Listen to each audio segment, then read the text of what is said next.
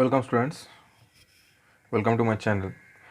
तो last class में last lecture में डिस्कस किया गया था कि पैटर्न क्या है, व्हाट इज कास्टिंग और पैटर्न वगैरह सब डिस्कस किया गया था टॉपिक के ऊपर। तो आज डिस्कस करेंगे, तो इंट्रोडक्शन हुआ था पिछले दिन, तो आज डिस्कस करेंगे पैटर्न मटेरियल क्या क्या है और क्या है पैटर्न, पैटर्न मटेरियल क्या है।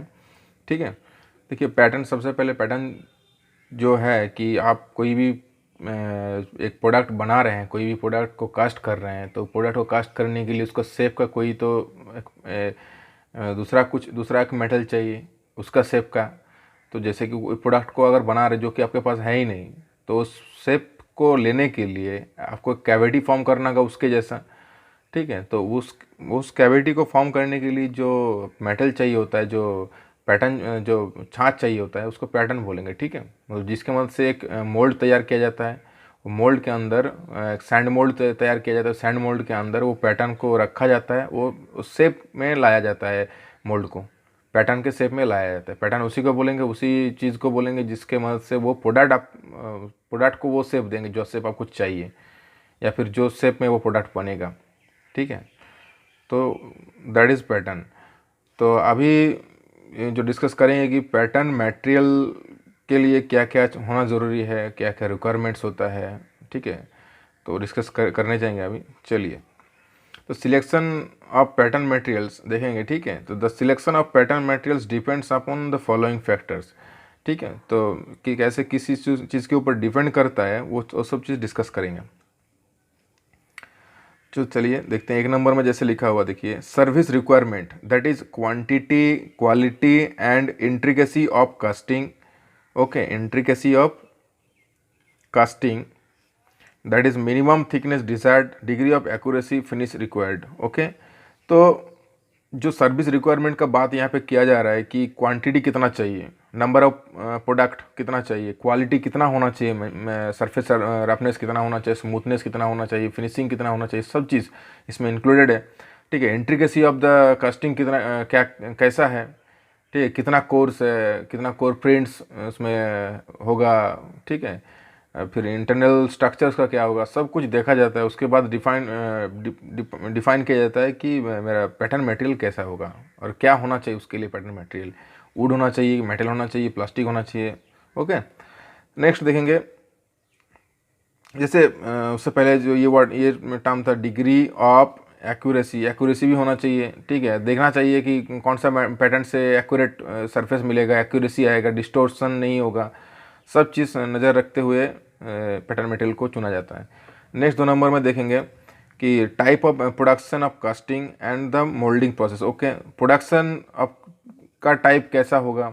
ठीक है, हैंड प्रोडक्शन होगा कि मशीन प्रोडक्शन होगा, हैंड मोल्डिंग होगा कि मशीन मोल्डिंग होगा। हैंड मोल्डिंग मतलब सैंड कास्टिंग के द्वारा। ठीक है, हाथ से ग्रीन सेट को मिक्सड अप करके उसको एक मोल्ड बॉक्स में उसको रख के उसको रैमिंग करके फिर उसका जो कैविटी तैयार किया जाता है। तो या फिर मशीन कास्टिंग होगा कि मशीन डाई से कास्ट किया जाएगा। तो ये डिपेंड करता है, इस सब चीज़ से डिपेंड करता है मटेरियल, आपका पैटर्न मटेरियल क्या होगा। नहीं तो पॉसिबिलिटी ऑफ डिज़ाइन चेंजेस। आपको नेक्स्ट में आप जैसे आप एक कोई प्रोडक्ट बना रहे हैं, तो उसको उसमें ऐसा नहीं कि अब कोई डिजाइन डेवलपमेंट होगा ही नहीं उसके ऊपर। ठीक है, या फिर कोई नेक्स्ट डिज़ाइन चेंज होगा ही नहीं, ऐसा नहीं। सब आपका वो कंटिन्यूस डेवलपमेंट के हिसाब से वो रखा जाता है मटेरियल को या फिर प्रोडक्ट को, कि अगर इसमें सूटेबल नहीं हुआ, इसमें सक्सेस नहीं आया, तो फिर दूसरा उसमें कुछ चेंजेस कर सकते हैं। तो इसके लिए पैटर्न को भी वैसा ही बनाना पड़ता है, उसके लिए मटेरियल भी वैसा ही ज़रूरत होता है। ओके, या अगर वुड हो चाहे मेटल हो, तो उसके लिए अलग अलग कंडीशंस हैं। Okay, next, number of casting to be produced, that is possibility of repeat orders. क्या है कि एक ऐसा नहीं होता कि एक कोई प्रोडक्ट बना लिए और आपका कास्टिंग ख़त्म, ऐसा नहीं होता है। ठीक है, कोई भी मतलब मास प्रोडक्शन के तौर पे भी यूज़ किया जाता है, बैच प्रोडक्शन के तौर पे भी यूज़ किया जाता है, नंबर ऑफ प्रोडक्ट निकलता रहता है। ठीक है, तो बेसिकली मास प्रोडक्शन में करेंगे तो क्या होता है ना कि उसमें जैसे कि सैंड कास्टिंग होगा, तो सैंड को ज़्यादा टाइम यूज़ नहीं कर सकते, 1 बार 2 बार 3 बार, ज़्यादा से ज़्यादा 5 बार यूज़ कर सकते हैं ग्रीन सैंड को। ठीक है, आगे जगह पढ़ेंगे व्हाट इज़ ग्रीन सैंड क्या है, मिक्सिंग ऑफ सैंड वगैरह वगैरह कुछ आगे जगह पढ़ेंगे, लेकिन उसको यूज़ नहीं कर सकते क्योंकि वो वेयर हो जाता है, पूरी जल जाता है सैंड। ठीक है, और मशीन होगा तो क्या हो सकता है, मशीन में तो कर सकते हैं लेकिन बार बार करने जाएंगे फिर भी बहुत दिक्कतें आ सकती हैं, ठीक है। मशीन में ब्लू मैचिंग, ब्लू प्रिंटिंग कराना पड़ सकता है, ठीक है, मैचिंग कराना पड़ सकता है, बहुत सारा चीज़ें हैं। तो इसमें देखना होता है कि मटेरियल कौन सा है, पैटर्न मटेरियल, उसमें ये बार बार रिपीटेटिव वर्क्स झेल पाएगा कि नहीं पाएगा, सब कुछ नज़र रखते हुए इसमें किया जाता है, चुना जाता है मटेरियल को, ठीक है। नेक्स्ट जो है आपका pattern material should be like, मतलब कैसा होना चाहिए पैटर्न मटेरियल को, ठीक है, वो यहाँ पे देखेंगे, ठीक है।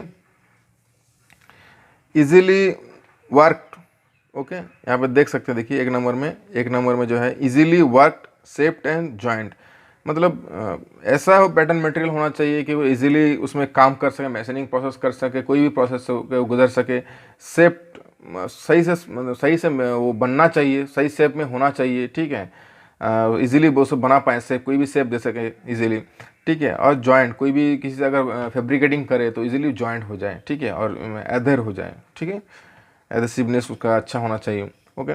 नेक्स्ट 2 नंबर में देखेंगे लाइट इन वेट। ऑब्वियसली कोई भी पैटर्न मटेरियल पैटर्न बनाने जा रहे हैं तो लाइट इन वेट बहुत ही ज़रूरी है, ठीक है। लाइट इन वेट नहीं होगा, ज़्यादा भारी भरकम पैटर्न बना देंगे तो उसमें क्या होगा ना, उसमें बार बार कैविटी फॉर्म करने में, उसको फिर उठाने में बहुत दिक्कतें आ सकती हैं, बहुत कुछ प्रॉब्लम हो सकता है, डिस्टोर हो सकता है, बार सैंड टूट सकता है, बहुत सारा प्रॉब्लम है।